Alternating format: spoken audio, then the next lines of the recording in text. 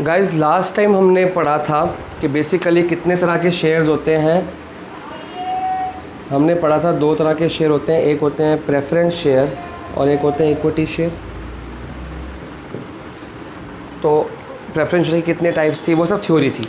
आज हम numericals start करने लगे हैं और न्यूमेरिकल स्टार्ट करने से पहले थ्योरी थोड़ी सी पढ़नी पड़ेगी। अगर आपको ये जो आज मैं पढ़ाने लगा हूँ समझ आ गया तो आपकी जो नेक्स्ट बुक है ना, बुक नंबर 3, जिसमें आपके फाइनेंशियल स्टेटमेंट्स वगैरह बनेंगी, जो बुक नंबर 3 है उसका जो पहला और सेकंड चैप्टर है थ्योरी वाला, वो आपका यहीं पे कवर हो जाएगा। तो यहाँ पे पढ़ लो, वहाँ पढ़ना नहीं पड़ेगा, वो दोनों सेम चैप्टर्स हैं बेसिकली। तो बुक नंबर 3 का पहला चैप्टर शेयर के बारे में, शेयर दिए कैसे जाते हैं, हुआ होता क्या है और क्या क्या चीज़ें होती है। तो सबसे पहला जो स्टेप्स है, हम स्टेप्स पढ़ेंगे बेसिकली।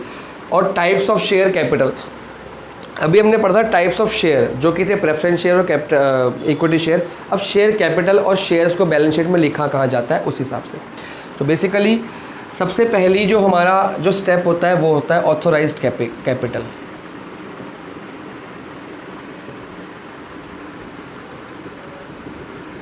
अब ये क्या होता है, मैं एक नई कंपनी शुरू करने लगा हूँ, फॉर एग्जांपल मेरी कुछ भी इसको ऑथराइज कैपिटल भी कहा जाता है, इसको रजिस्टर्ड कैपिटल भी कहा जाता है और इसको नॉमिनल कैपिटल भी कहा जाता है।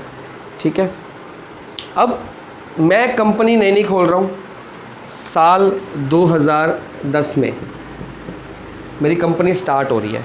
तो जब मेरी कंपनी स्टार्ट हो रही है,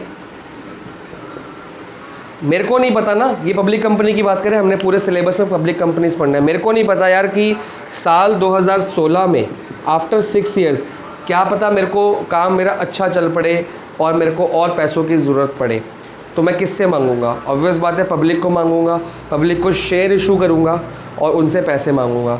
तो जब आप कंपनी स्टार्ट कर रहे हो, आपको स्टार्टिंग में ही एक ऑथोराइज्ड कैपिटल अपनी शो करनी पड़ती है गवर्नमेंट को।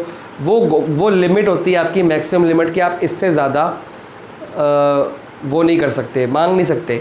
शेयर कैपिटल क्या होती है? शेयर्स बेच के जो कैपिटल, जो पैसा मिलता है, आप इससे ज़्यादा नहीं मांग सकते। तो ये बेसिकली वो पैसा होता है जो आपको कंपनी रजिस्टर कराते वक्त मतलब कंपनी का लाइसेंस लेते वक्त, कंपनी को गवर्नमेंट के पास रजिस्टर करते वक्त, जैसे घर खरीदते हो तो घर की रजिस्ट्री करी जाती है, कार खरीदते हो तो कार की आरसी होती है, रजिस्ट्रेशन सर्टिफिकेट, हर तरह की गवर्नमेंट के पास रजिस्टर करना पड़ता है कि हमने ये कार ली, हमने घर लिया।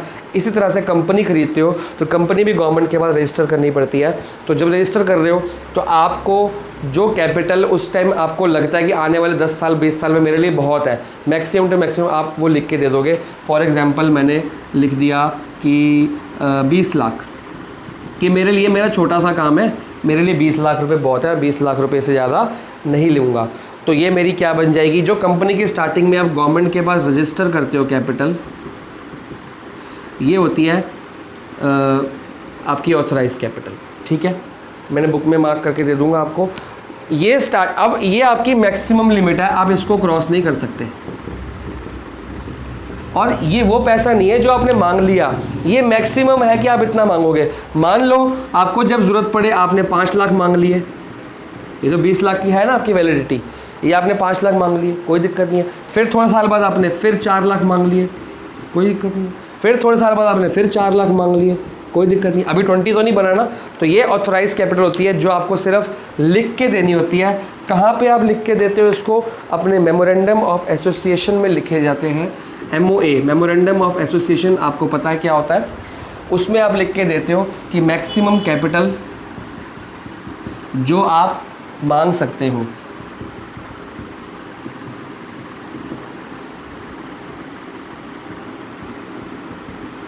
दैट कैन बी रेज्ड, कि कितनी हम लोगों से मांग सकते हैं, या company can raise as share capital, की मैक्सिमम कैपिटल हम अभी अपने मांगी नहीं है, ये आपकी लिमिट है, मैक्सिमम लिमिट है जो आप मांग सकते हो। यहाँ पे डेफिनेशन की बात चलेगी, समझाया जाएगा, यहाँ पे एग्जाम्पल दिया जाएगा। ठीक है, सेकंड तरह की कैपिटल। अच्छा, ये लिखी कहाँ जाती है?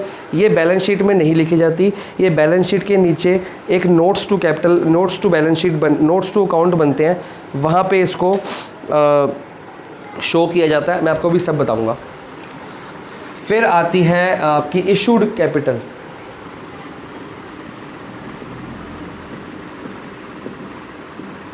इशू का मतलब मैंने बताया था कि इशू शेयर बेचने और पैसा लेना। तो मान लो साल 2010 में 20 लाख की कैपिटल रजिस्टर करा दी मैंने, ठीक है ना, इसको रजिस्टर कैपिटल कह दो, नॉमिनल कैपिटल रजिस्टर करा दे कि इतनी लिमिट है।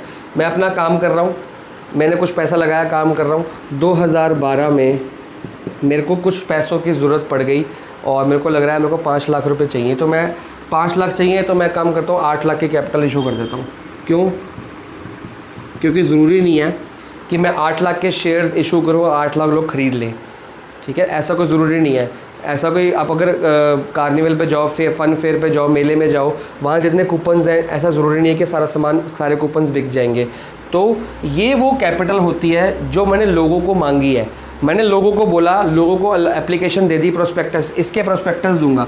लास्ट टाइम मैं प्रोस्पेक्टस बताया था ना, प्रोस्पेक्टस या एप्लीकेशन, कि मैंने लोगों को एप्लीकेशन दी है कि प्लीज़ मेरी कंपनी में आओ, 8 लाख रुपए मेरे को चाहिए। हो सकता है कि मैं इसके शेयर्स बनाऊं, कैसे बनाऊं, 8000 शेयर्स इंटू 100 या at the rate of 100 each, ये रुपीज़ है ऑब्वियसली, ठीक है ना, कि मैंने 8 लाख रुपए मेरे को रेस करने थे, मेरे को 8 लाख की जरूरत पड़ी, मैंने 8 लाख शेयर निकाल दिए, सॉरी 8000 शेयर निकाल दिए 100 रुपये के एक। तो जितने लोग, अब क्या ऐसा है कि जितने मैंने शेयर निकाले उतने ही मेरे बिक जाएंगे? ऐसा नहीं है, वो भी बाद में पढ़ते हैं। तो जितने मैंने लोगों से पैसा मांगा, जितने मैंने एप्लीकेशंस भेजी कि आओ मेरी कंपनी में इन्वेस्ट करो, वो मानी जाती है आपकी इशूड कैपिटल। और आप खुद समझो, इशूड कैपिटल कभी इससे ज़्यादा नहीं हो सकती, क्योंकि ये आपकी मैक्सिमम लिमिट है जो आप क्रॉस नहीं कर सकते। ये इक्वल हो सकती है कि आप 20 लाख रुपए आपके लिमिट है, आप 20 लाख पूरे मांग लो, ये हो सकता है, या इससे कम मांग सकते हो, 20 के 22 कभी नहीं मांग सकते। तो आप इसको भी वहाँ पे दिखाया जाता है, कहाँ पे, बैलेंस शीट के नीचे नोट्स टू अकाउंट में, वो भी समझाता हूँ। तो इशूड कैपिटल होती है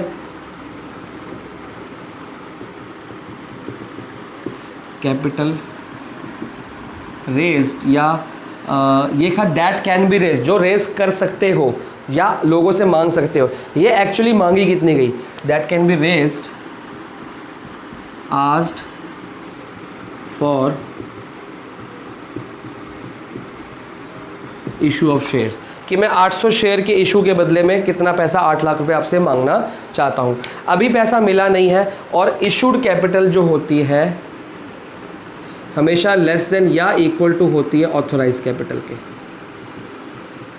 तो ये आपको मैं बुक 3 का चैप्टर नंबर 1 भी साथ साथ पढ़ा रहा हूँ, दोनों काम साथ साथ चल रहे हैं, क्योंकि वो सेम चीज़ है। वहाँ पे यहाँ पढ़ लोगे, वहाँ दिक्कत नहीं आएगी। ओके, तो इशूड कैपिटल हमेशा ऑथोराइज से कम होगी, क्योंकि ये मैक्सिमम लिमिट है। ये है हम कितना मांग सकते हैं, ये हमने एक्चुअली कितना मांगा। तो इशूड कैपिटल, कितने शेयर्स इशू किए, इसको इशू ऑफ शेयर्स बोला जाता है। Issue of shares, issue of shares का मतलब शेयर देना नहीं, अभी सिर्फ इशू किए, लोग कितने खरीदते हैं कितने नहीं खरीदते देखते हैं। फिर इसी साल में जब मैंने ये किया, 15 दिन के अंदर अंदर आपको अलॉटमेंट देनी है, कितना पैसा आपके पास सब्सक्राइब, तो मैंने आपको बताया था कि 90% अगर लोग सब्सक्राइब कर लेते हैं, खरीद लेते हैं, तो ये हमारी मिनिमम सब्सक्रिप्शन होती है। मैंने पिछली वीडियो में बताया था कि कम से कम 15 दिन के अंदर, विद इन 15 डेज, 15 डेज़ के अगर अंदर अंदर 90% लोग आपके शेयर खरीदने को तैयार हैं, तो आप आगे कैपिटल को ले सकते हो, उनको शेयर्स बेच के पैसा ले सकते हो। अगर ये 90 की जगह कम हो गए, मान लो 82% ही अलॉटमेंट सब्सक्रिप्शन आई, तो आप शेयर्स नहीं बेच सकते। फिर आपको 8% जो कम है वो किससे लेने पड़ेंगे? अंडर राइटर से। उसको क्या दोगे? कमीशन दोगे। ये मैंने आपको लास्ट टाइम बताया था कि 8% कम पड़ गए, 2% कम पड़ गए, 3% कम पड़ गए, तो अंडर राइटर एक बंदा होता है जिसको आपने कमीशन देनी है, उसके बदले आपने अपने 90% पूरा कर लेना है, ठीक है ना। तो 82% आपको सब्सक्राइब किया लोगों ने, और 8% तो ये 90% पूरा हो जाता है। ये लास्ट टाइम का कंसेप्ट था, हल्का सा रिवाइज करा दिया। तो फिर बेसिकली हमने 8 लाख रुपए चाहिए, 8000 शेयर्स हैं, तो 8000 शेयर्स का 90% निकाल लेते हैं, तो कम से कम 7200 हमको सब्सक्राइब करने हैं। तो जिन लोगों ने, ये कोई ज़रूरी नहीं है कि मैंने 8000 शेयर निकाले कि मेरे 8000 के 8000 बिक जाए। मान लो मेरे बिके 7500 शेयर्स एट ₹100 ईच। मेरे ये बिक गए। मैंने पहले सेल लगाई, 8,000 शेयर निकाले 100 रुपये का, 7,500 लोगों ने ले लिए। मिनिमम 90% लेने से इसका जो 8,000 का 90% बनता है वो बनता है 7,200। तो 7,200 लोगों को शेयर्स, 7,200 शेयर्स मेरे बिकने चाहिए थे, मेरे कितने बिक गए? 7,500। अब मैं क्या करूँगा, मैंने इनको शेयर्स भेज दिए, अब मैं इनसे क्या मांगूंगा? पैसा, कि भैया 7,500 शेयर्स आपने खरीद लिए, बाकी मेरे 500 भी नहीं बिके, कोई दिक्कत नहीं है, कभी ना कभी बिक जाएंगे, मेरा काम तो शुरू हो गया। 7,500 शेयर्स मेरे बिक गए, कितने में? 7.5 लाख। देखो ना, 7,500 इंटू 100, 7,50,000 हो गया। मतलब कि 20 लाख मेरी मैक्सिमम लिमिट थी। 2012 में मेरे को 8 लाख की ज़रूरत पड़ी, मैंने 8 लाख रेज़ कर दिए। जो मैंने रेज़ किए मेरे इशूड कैपिटल में आ गए, और जितना उस इशू के बाद मेरे को पैसा मिला, जितने लोगों ने वो खरीदे, वो सब्सक्राइब कैपिटल होती है, उसको बोला जाता है कैपिटल। ये वही है, जैसे मैंने एक यूट्यूब अकाउंट खोला, मैंने 800 बंदों को बोला कि 800 बंदों को मैंने मैसेज किया कि क्या मैसेज किया कि मेरे को सब्सक्राइब करो। क्या 800 के 800 सब्सक्राइब कर दिया होगा? नहीं। तो 800 में से 750 ने मेरे चैनल को सब्सक्राइब अगर कर लिया तो ये आपकी इशूड कैपिटल होगी। मैंने बोला था, मैंने एप्लीकेशन दी कि प्लीज़ मेरे कंपनी में आके इन्वेस्ट करो। उसमें से 750 या 7,500 लोग आ गए, उन्होंने सब्सक्राइब कर लिया। जिसने सब्सक्राइब किया उससे मेरे को पैसे मिलेंगे, मैं उसको ये वाले शेयर बेच दूंगा। मैंने अभी खाली एप्लीकेशन दी है, शेयर नहीं बेचे थे, इनवाइट किया था। इनवाइट करने के लिए इशू की जाती है कैपिटल, इशू किया है शेयर। जब वो एक्चुअली खरीदने को तैयार, उन्होंने अपने रिक्वेस्ट फीडबैक भेजा कि हाँ हम खरीदने को तैयार हैं। फीडबैक कैसे भेजते हैं? जब मैं एप्लीकेशन दूंगा तो वो मेरे को पैसा भेजेंगे कि प्लीज़ हमको दे दो, मैं उनको शेयर दे दूँगा, मैं शेयर दे दूँगा, उनसे पैसा ले लूँगा, और वो मेरे को बोला जाता है कि मेरी सब्सक्राइब कैपिटल है। कि एक्चुअली कि कितना सब्सक्राइब किया गया, तो एक्चुअल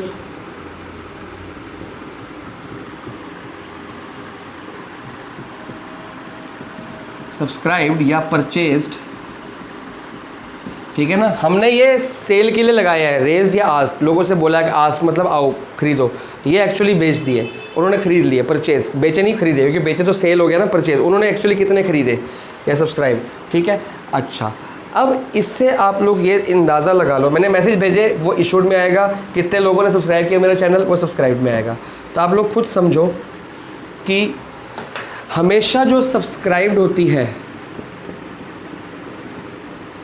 वो लेस देन या इक्वल टू हो सकती है इशूड से, कभी उससे बड़ी नहीं हो सकती। क्योंकि मैंने मांगे ही 8 लाख रुपए हैं, तो 8 लाख ही मिलेंगे ना। ये तो है नहीं कि 8 लाख के बदले 9 लाख मिल जाएंगे मेरे को, ऐसा नहीं होगा। तो 8 लाख के बदले मेरे को 7.5 लाख रुपए मिल गए। ये इक्वल टू भी हो सकती है और लेस देन। तो सब्सक्राइब्ड इससे कम है, इशूड इससे कम है, तो सब्सक्राइब्ड इससे भी ऑलरेडी कम होगी। इसको ऐसे भी लिख सकते हो, ठीक है। तो ये 3 तरह की आपकी चीज़ें थी, और इसको दिखाया कैसे जाता है, इसको हम बैलेंस शीट में लिखते हैं इक्विटी शेयर कैपिटल के अंडर हेडिंग में। और इसमें वो फिर calls in arrears, calls in advance वगैरह वगैरह अंडर क्या कहते हैं, ओवर सब्सक्रिप्शन, अंडर सब्सक्रिप्शन, सब कुछ हम चैप्टर में पढ़ेंगे। अलॉटमेंट क्या होता है, एप्लीकेशन क्या होता है, सब कुछ अभी के अभी आज नहीं पढ़ेंगे, सॉरी नेक्स्ट क्लास में पढ़ेंगे। आज सिर्फ हम क्या करेंगे कि शेयर्स को सब्सक्राइब कैपिटल वगैरह वगैरह निकालना। ये होती है हमारी बैलेंस शीट, और बैलेंस शीट के नीचे एक बनते हैं नोट्स टू अकाउंट। जिन बच्चों ने कैश फ्लो अपने स्कूल में कर लिया है उनको पता लग जाएगा, उनके कैश फ्लो में बैलेंस शीट दी होती है, बैलेंस शीट के नीचे एक नोट्स टू अकाउंट दिए होते हैं। तो यहाँ पे आती है आपकी शेयर कैपिटल। अब वो इक्विटी वाली होती है या प्रीमियम वाली होती है, वो अलग अलग हिसाब से लिखी जाती है कि इक्विटी की कितनी है, प्रीमियम की कितनी है। और यहाँ पे शेयर्स, उसका अमाउंट की 8,000 शेयर 100 रुपये के 8 लाख रुपए बनते हैं, वो लिखा जाता है। नोट्स टू अकाउंट में सारा कुछ आता है। इसमें फर्स्ट नंबर आपका आएगा ऑथोराइज्ड कैपिटल, कि ये हमेशा हर साल लिखा जाता है कि कंपनी की ऑथोराइज्ड कैपिटल एक्चुअली है कितनी। तो हम इसमें लिखेंगे, जो भी हमने एग्जांपल लिखा था, हमारा 20 लाख था ना, तो हम बोलेंगे हमने 20 लाख के लिए 20,000 शेयर्स एट 100 ईच। कितना? 20,000 शेयर निकाले, 100 के निकाले नहीं, मतलब ये हमारे ऑथराइज्ड हैं, तो इसके कितने अमाउंट बन गया? 20 लाख रुपए। ऐसे लिखा जाता है इसको, ठीक है। इसके बाद आता है इशूड कैपिटल लिखा जाता है। हमने अभी कितने एग्जाम्पल में इशू किए थे, खाली 8000 इशू किए थे, 8000 शेयर्स। ये शेयर्स के आगे लिखा जाता है कौन से, इक्विटी है, प्रेफरेंस है, रिडीमेबल है, कन्वर्टेबल है, कौन सा लिखा जाता है कि 8000 शेयर, इक्विटी शेयर या प्रेफरेंस शेयर। अभी हम खाली शेयर लिख रहे हैं क्योंकि हम इक्विटी और प्रेफरेंस के बीच में झगड़ा नहीं करवा रहे ईच। तो ये हो गया आपका 8 लाख कि आपने इतनी कैपिटल, ये आपकी ऑथराइज कैपिटल होगी।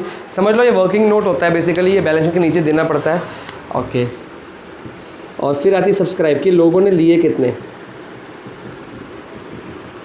तो हमने अभी एग्जांपल पढ़ा था कि 7500 शेयर्स एट 100 ईच, ठीक है। तो कितना हो गया, 7,50,000। अब आप खुद सोचो, ये हमारी मैक्सिमम लिमिट है, लेकिन लिखनी हर साल पड़ती है। बैलेंस शीट साल में एक बार बनती है, तो हर साल आप इसको लिखोगे कि मेरी लिमिट कितनी है, इतने की। मैंने शेयर्स ऑफर कितने किए हैं, कितने मैंने रेज्ड ऑफर आज या ऑफर्ड कर लो ताकि इजी समझ आ जाए। कितने ऑफर किए, 8 लाख के इशू किए हुए, 8000 शेयर 8 लाख के हिसाब से इशू किए हुए हैं। लेकिन मेरे को एक्चुअली पैसा कितना आया हुआ है, 7500 शेयर बिके हुए हैं मेरे, ये मेरे सोल्ड हो चुके हैं, लोगों ने परचेज़ किए हुए हैं। 7,50,000 मेरे को आ रखा है।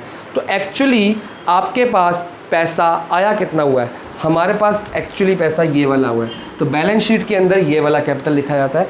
तो यहाँ पे आप लोग पूरा लिखोगे 7500 पूरा 100 ईच, तो 7,50,000 बैलेंस शीट में आएगा। लायबिलिटी साइड, शेयर कैपिटल हमेशा लायबिलिटी साइड होती है क्योंकि हमारी लायबिलिटी है, हमको एक दिन वापस करनी है। अभी हमने उनको शेयर बेचा है, बदले में उनसे पैसा लिया है, जिस दिन वो हमको शेयर वापस कर देंगे हमको पैसा वापस करना पड़ेगा। तो ये लायबिलिटी होती है। कैपिटल हमेशा लायबिलिटी साइड लिखी जाती है, पहली बात। अच्छा, यहाँ पे एक नंबर डलता है, मैं इसको नंबर डाल दूंगा 1, और वही नंबर यहाँ भी डलेगा 1।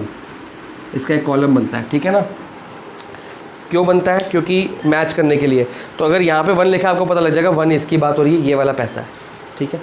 तो ये आपको बनाना नहीं है, ना ही आपको सिखाना है, मैंने हमारे सिलेबस में नहीं है, लेकिन आपको पढ़ना आना चाहिए। अगर आपको ये पता होगा कि पढ़ना कैसे है तो आपको पता है। यहाँ पे बैलेंस शीट में जब भी कैपिटल दी हुई है आपको अपने आप ऑटोमेटिकली अंदाज़ा लगाना है, वो सब्सक्राइब कैपिटल है। ये दोनों नोट्स टू अकाउंट, तीनों आती है notes to account, balance sheet में सिर्फ ये वाली आती है क्योंकि ये एक्चुअली पैसा है। बैलेंस शीट में क्या हो, कितनी लायबिलिटी देनी है, कितना एसेट्स है हमारे पास। तो ये तो हमारे को बुक में लिखा कि ये लिमिट है, ये हमने इशू किया, अभी बिके नहीं, ये बिक चुके हैं, इतना पैसा आ चुका है। जो इतना पैसा आप ले चुके हो आपका बैलेंस शीट में शो करना पड़ता है। तो ये आपकी कुछ चीज़ें थी। अब चलते हैं एग्जाम्पल्स की तरफ। कुछ एग्जाम्पल्स हैं, कुछ इलस्ट्रेशंस तो अभी हम नहीं करने वाले क्योंकि इलस्ट्रेशन नेक्स्ट क्लास में शुरू की जाएंगी। कुछ एग्जाम्पल्स से स्टार्ट करते हैं। अब इसके बाद जो हमने मतलब पढ़ना है वो मतलब पढ़ना है paid up and called up का। या एक काम करते हैं, कॉल्ड अप यहाँ लिखते हैं और पेड अप यहाँ लिखते हैं। कैसे, हमने आपको बताया, जो यहाँ पे एक एग्जांपल लिखा था, 20 लाख हमारे ऑथराइज थे, 8 लाख इशूड थे और 7.5 लाख क्या थे, सब्सक्राइब थे। अब उसी एग्जांपल को लेके चलते हैं। फॉर एग्जांपल एक कंपनी के, उसी एग्जांपल को पहले रजिस्टर्ड लिखते हैं या ऑथोराइज भी कह सकते हैं इसको। 20,000 शेयर्स 100 के,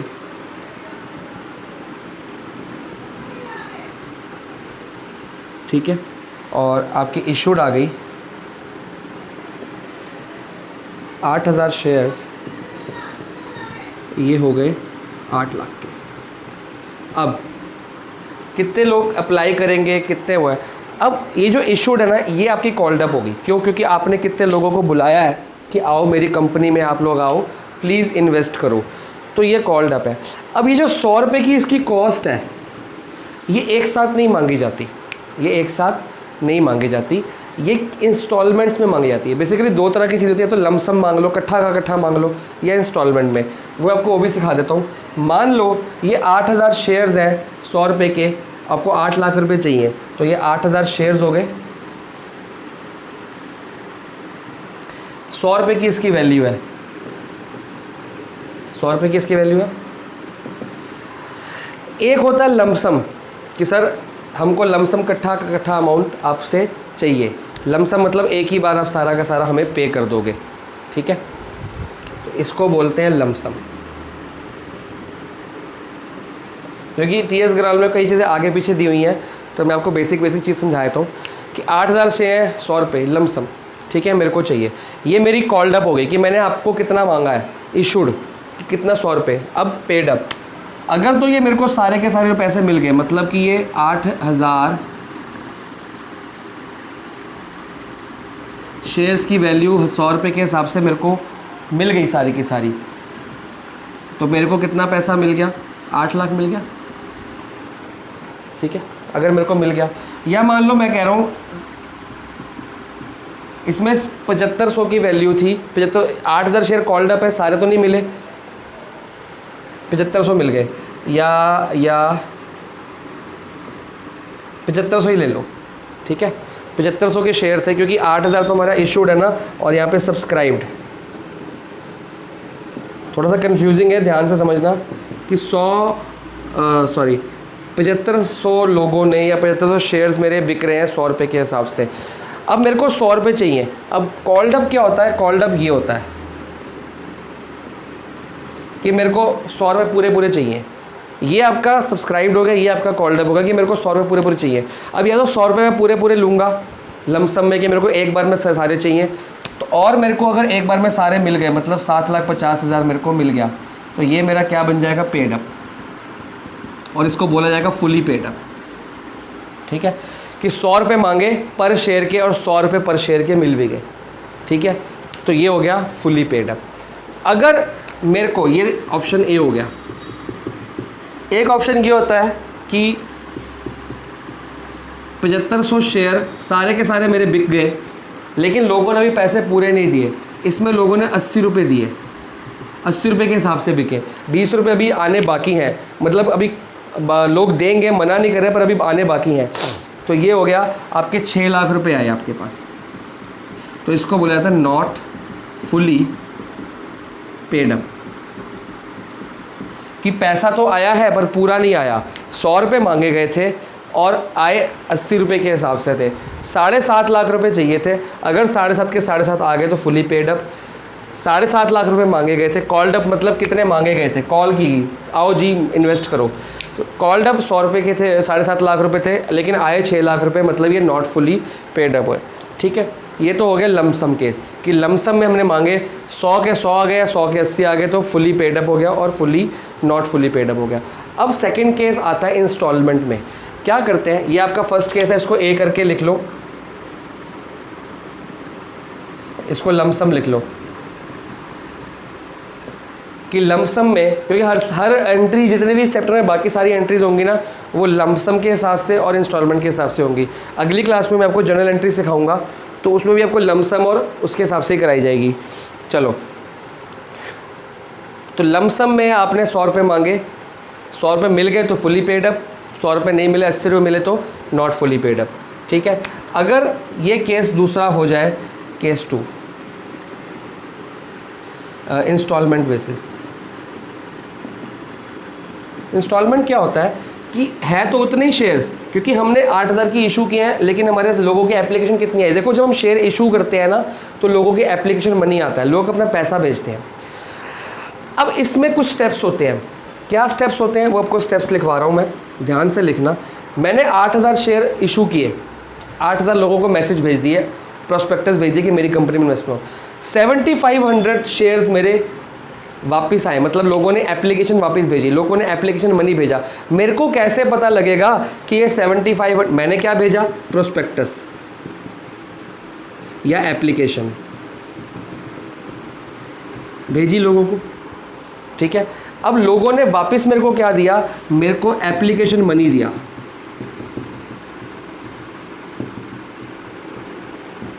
मेरे को क्या दिया, एप्लीकेशन मनी दिया, कि हम आपकी, मेरे को पता कैसे लगे कि मेरे को लोग, इतने लोग तैयार हैं। मैंने 8000 प्रोस्पेक्टस भेजे थे शेयर्स, ठीक है ना। मेरे को जवाब कितने का आया है ये। अब वो जवाब क्या था, जवाब था पैसा। मेरे को लोगों ने कुछ अमाउंट भेजा, एप्लीकेशन मनी, तो लमसम केस में पूरा का पूरा पैसा आ जाता है। 100 रुपये के 100 मतलब कि 7.5 लाख रुपए आ जाएंगे मेरे पास। हर बंदे ने 100 रुपये मेरे को भेज दिए, मतलब हर शेयर होल्डर ने, एक शेयर होल्डर ने 100 रुपये, 2 शेयर होल्डर ने 200 रुपये, ऐसे करके भेजे, मेरे पास 7.5 लाख रुपये आ गए। कन्फ्यूज़ मत हो।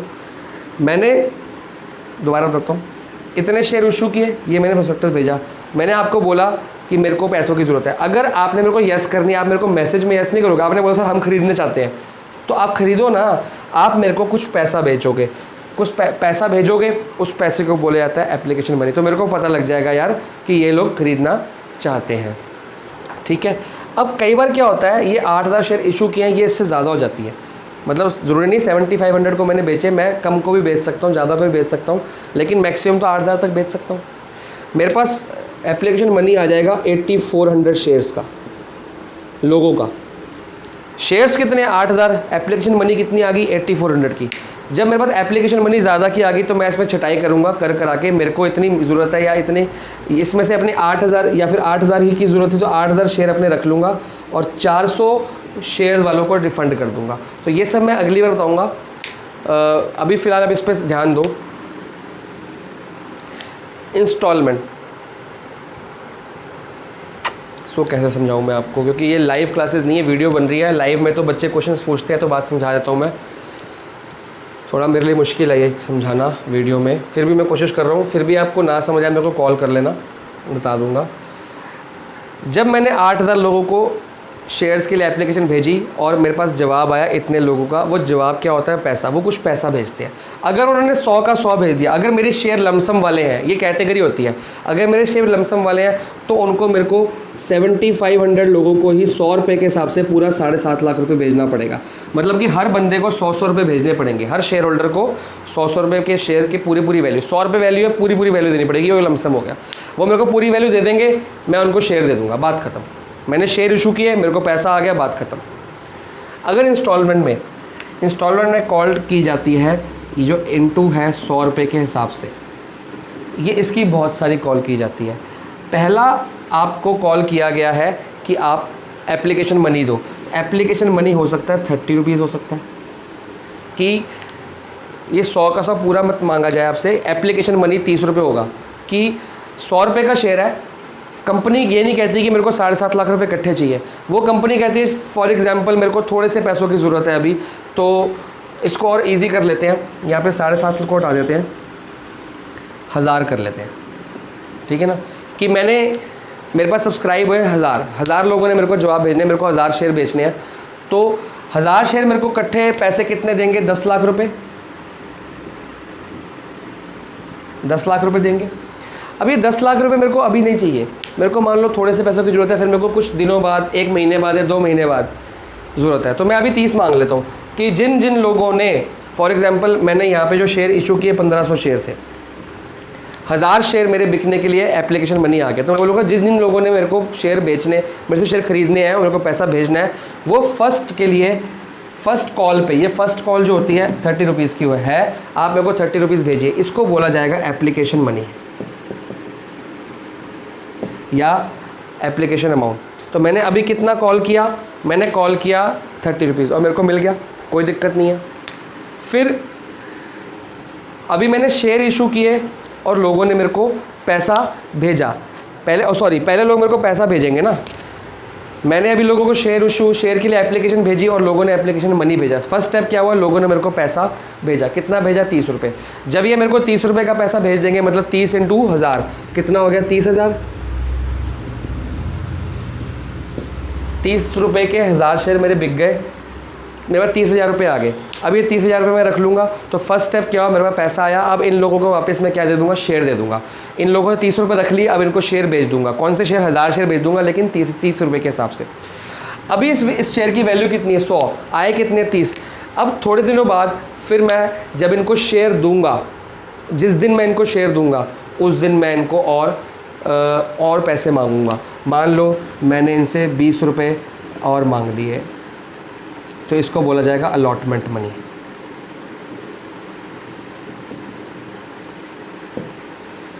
कैपिटल कहते हैं एप्लीकेशन कैपिटल, अप्लाइड कैपिटल या मनी, एप्लीकेशन, एप्लीकेशन, ठीक है जी। 100 रुपये का शेयर है, मैं इंस्टॉलमेंट में किस्तों में ले रहा हूँ। पहले मैंने 30 रुपये मैंने शेयर इशू किए, लोगों ने मेरे को जवाब दिया सर हमसे खरीदना चाहते हैं, वो 30 रुपये भेज देंगे मेरे को, वो मेरा एप्लीकेशन मनी हो गया कि हाँ भी 30 रुपये आ गए, मतलब ये लोग पक्के इंटरेस्टेड है, मैं इनको शेयर भेज दूंगा। जिस दिन मैं उनको शेयर अलॉट करूँगा, पहले मैंने पैसा ले लिया, अब मैं उनको शेयर दूंगा, थोड़े दिन बाद मैं उनको शेयर बेचूंगा, जिस दिन मैं उनको शेयर दूंगा मैं कुछ और पैसे ले लूँगा, वो मेरी ये वाली होगी। बाकी के कितने पैसे रह गए? 50 रुपये। 50 रुपये मेरी मर्जी है, मैं एक बार में इकट्ठे मांग लूँ, या मैं अगर मैं इकट्ठे मांग लेता हूँ तो इसको बोला जाएगा फर्स्ट एंड फाइनल कॉल। अगर मैं एक साथ मांग रहा हूँ कि ये जिस टाइम मैंने एडवर्टीजमेंट करी 30 रुपये के मेरे पैसे आ गए, लोगों को बोला कि चलो आप 30 रुपये से फर्स्ट कॉल में एप्लीकेशन मनी मेरे को 30 रुपये चाहिए, मैं उसमें लिखा होगा, एडवर्टीजमेंट लिखा होगा कि एप्लीकेशन मनी मेरे को 30 रुपये चाहिए, जब आपको मैं शेयर दूंगा तो मैं उससे 20 रुपये और मांग लूँगा। तो पहले मैंने आपको सिर्फ एक मैसेज, एक प्रोस्पेक्टस, एक एडवर्टीजमेंट दी, आप लोग मेरे को 30 रुपये के हिसाब से शेयर खरीद लोगे, मेरे को 30 रुपये भेजोगे कि सर हमको ख़रीदने हैं, मेरे पास ये आ गए। अब मेरा काम क्या है, मेरा पैसे तो आ गए, पहले मैंने एडवर्टीजमेंट भेजी, मेरे पास पैसा आया, अब मैं आपको शेयर दूंगा, जब मैं आपको शेयर दूंगा उसको बोला जाएगा अलॉटमेंट ऑफ शेयर, कि मैं आपको शेयर अलॉट कर रहा हूँ, दे रहा हूँ। तो जब मैं आपको शेयर दूंगा तब मैं आपसे और पैसा लूँगा, वो मेरा ये वाला पैसा हो गया। फिर थोड़े दिन बाद मैं आपको कॉल करूँगा, कॉल कि मेरे को बाकी पैसे भी दो, 100 रुपये का शेयर था ना, आपसे मैंने 30 ले लिए, 20 ले लिए, अब बाकी पैसे दो।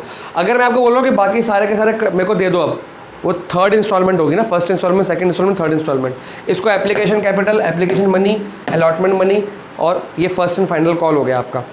तो अगर मैं आपको बोल रहा हूँ कि मेरे को सारे पैसे अभी के अभी आप दे दो, तो फर्स्ट कॉल, ये फर्स्ट कॉल है, यहाँ फर्स्ट कॉल नहीं होती, यहाँ फर्स्ट कॉल होती है। Basically third installment first call होती है हमेशा। मैं आपको बोल रहा हूँ कि मेरे को इतना पैसा दो, तो ये मेरी फर्स्ट कॉल होगी, और फाइनल भी यही है। अगर मैं इसमें 50 नहीं मांगता, मान लो इसमें फिर 30 मांग लेता हूँ, फिर 10 मांग लेता हूँ, फिर 10 मांग लेता हूँ, रुक रुक के मांग रहा हूँ, मेरे को जैसे पैसों की जरूरत पड़ रही है ऐसे से मांग रहा हूँ। तो ये खाली अगर ये पूरे 50 होते तो फर्स्ट एंड फाइनल कॉल होता। अगर ये फाइनल नहीं है, अभी देखो टोटल तो 100 बनाने हैं, तो ये फर्स्ट कॉल होगी, फिर ये सेकेंड कॉल होगी, और ये आपकी फाइनल कॉल होगी।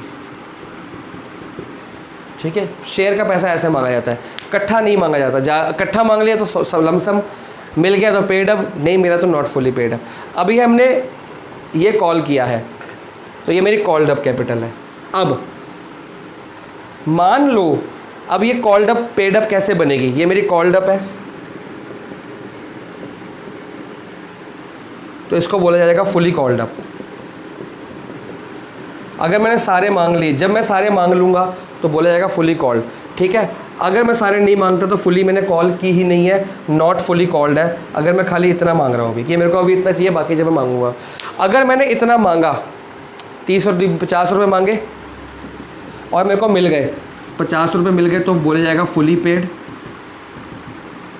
ठीक है, और अगर मेरे को ये नहीं, बाकी के अभी नहीं मिले ना, अगर मैंने मांगे ही 100 रुपये, अगर मैंने मांग लिए कि 100 सारे के सारे, अब मेरे पहले मैंने इतना मांगा था, अब मैंने इतना मांग लिया, अब इतना मांग लिया, इतना मांग लिया, इतना, अब मैंने सारे मांग लिए और मेरे को मिले कितने हैं, ये यहाँ तक मिल गए, मान लो ये मिल गया, ये मिल गया और ये मिल गया, तो 80 रुपये मिल गए। तो इसको बोला जाएगा नॉट फुली पेड।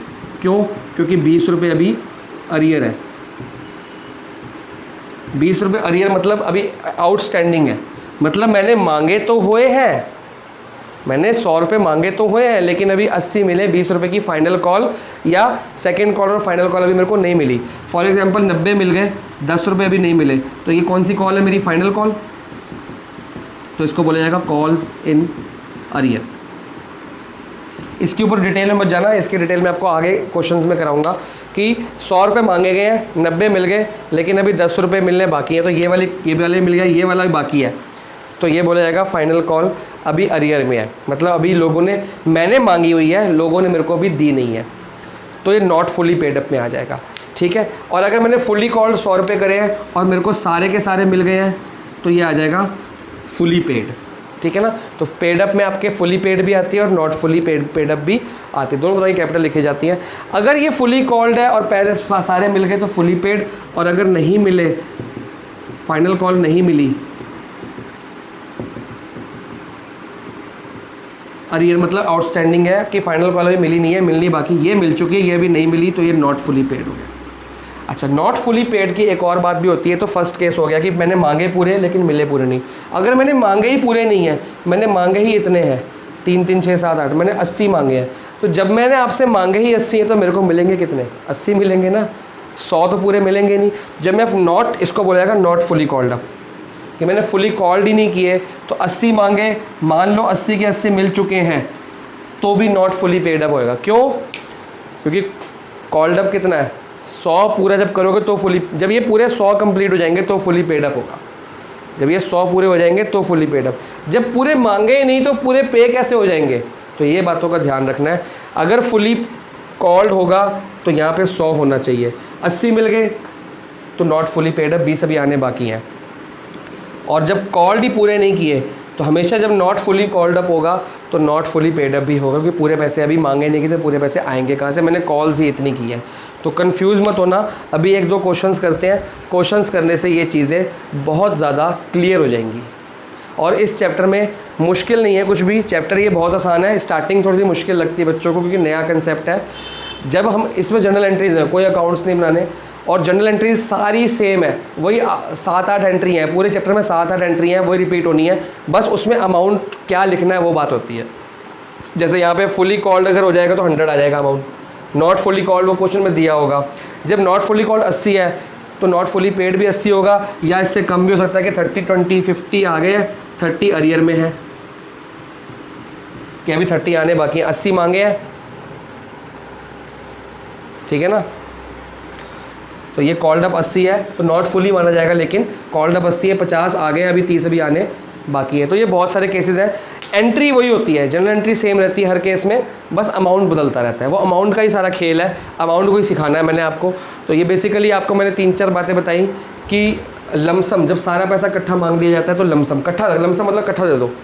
इंस्टॉलमेंट में तो ऐसे मांगा जाएगा, लमसम इकट्ठा मांगा, कॉल्ड अप मिल गया, paid up, fully paid up. Lump sum इकट्ठा मांगा, कॉल्ड अप, पूरा नहीं मिला, नॉट फुली पेड अप। ये पूरा मांग लिया गया तो फुली कॉल्ड अप, पूरा मिल गया तो फुली पेड अप, पूरा मांगा ही नहीं गया तो पूरा मिलेगा कैसे? Not called up, not paid up. पूरा मांगा लेकिन पूरा मिला नहीं तो fully called up but not fully paid up. ठीक है जी, तो ये आपकी चीज़ें थी। अब इसके कुछ क्वेश्चंस करते हैं तो चीज़ें और क्लियर हो जाएंगी।